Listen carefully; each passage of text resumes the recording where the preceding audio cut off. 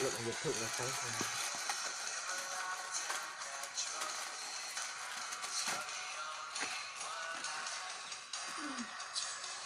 Có cái lý này bao giờ? Có lý này ôi là nó cũng phải à?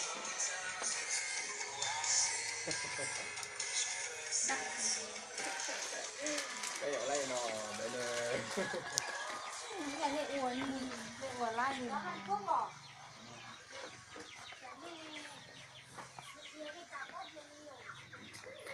lên nó giờ tôi sẽ cho cái tin nhắn lại đi trẻ này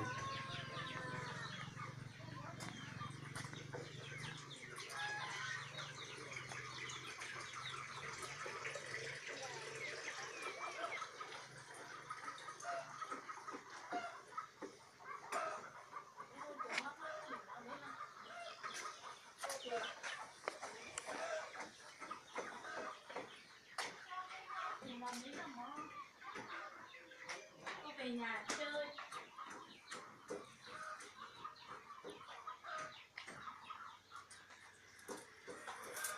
Nhà ấy nó bao nhiêu tiền? một tiền Kìa. ừ Nhà ấy nó bao nhiêu?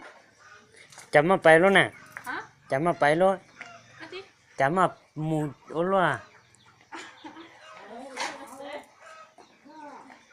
tôi ít bia với một chấm mà mua mà ít bia với một chấm mà mua mua hồi mới chơi nhưng đã chào với lúc mà tôi say nè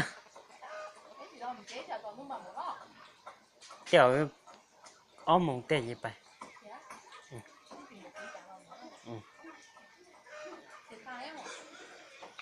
một tay sức ca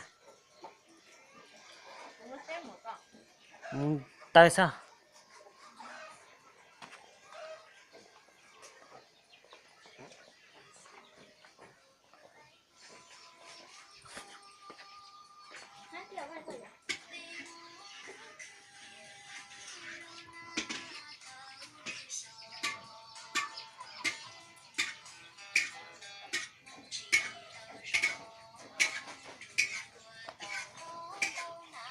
quá trời chi rau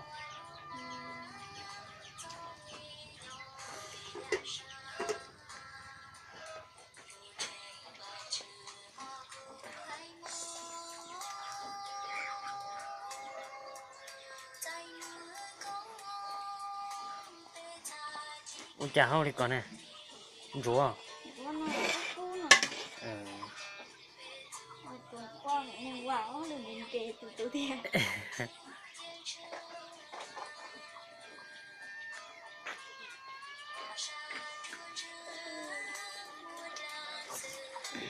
sai nã chứ hàng cơ sở